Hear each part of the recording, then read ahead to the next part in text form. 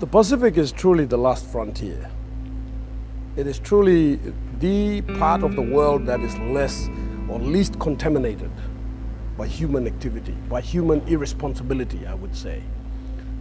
We should keep it that way. This is the part of the world that can save the world. Now, Solwara is their life. And from Old Tumbuna, you go down along Old Papa, and Old Mama, you go along Miplana, but you go behind long old generation behind.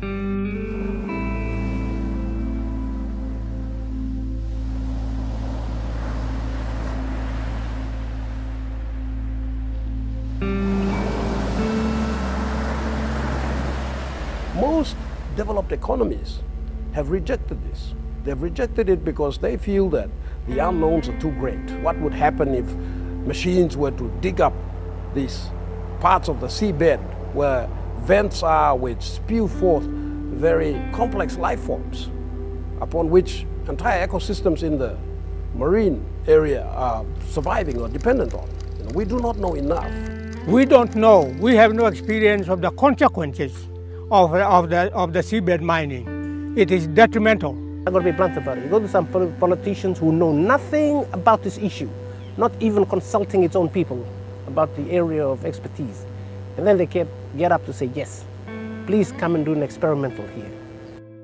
Most of the Pacific Island nations we looked at have sort of rushed to implement or to draft legislation around deep sea mining. And there's some reasons for that, basically related to sort of external pressure from foreign actors, from international institutions and industry who are interested in beginning to mine as quickly as possible and who are perhaps less interested in creating comprehensive protective frameworks or consulting with local people and indigenous groups. We don't see how the seabed mining works. We don't understand how they works in the water. Maybe they're going to spoil the water, spoiling the reefs and spoiling the fish. Mipla no worry lo money, but mipla thinking lo life no mipla. I see that it's going to destroy the environment where our future children, grandchildren and all these are going to depend on. Our life entirely depends on the sea and land. And my views are that I totally go against this idea of deep sea mining.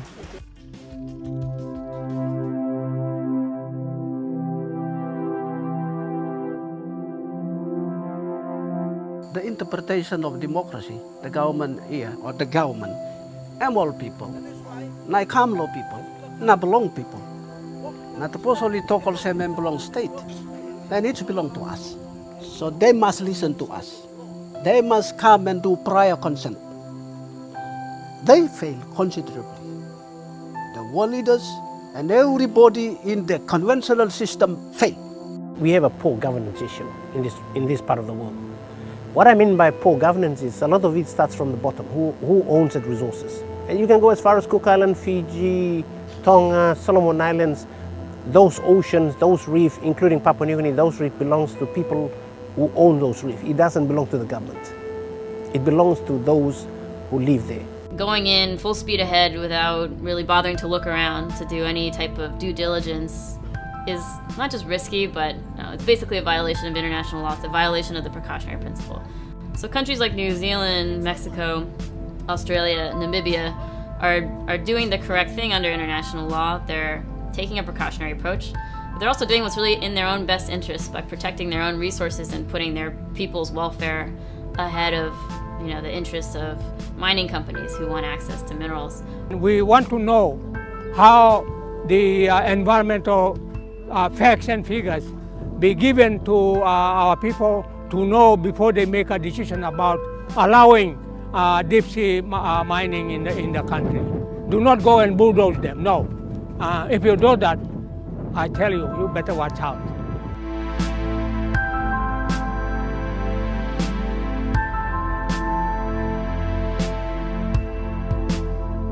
They are currently doing that, drilling and exploration stuff.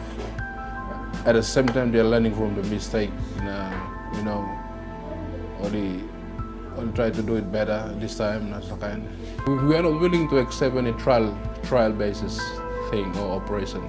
The general concern for the people of New Ireland province, this is not a trial country. or province. But we can't do anything because of the oppression. People have signed, agreements and stuff. But at the same time, during the time, Nautilus has been informing people in the village that, okay, we'll try our best to do better the other time or the next time. To us, the experimental one is a short term. Short term, it could be 3 to 5 years, and it will saturate the Bismarck Sea. You know how much they want to go down?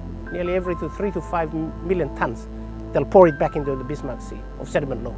We have to be very careful not to cause major damage to something that we don't understand, that we don't know about.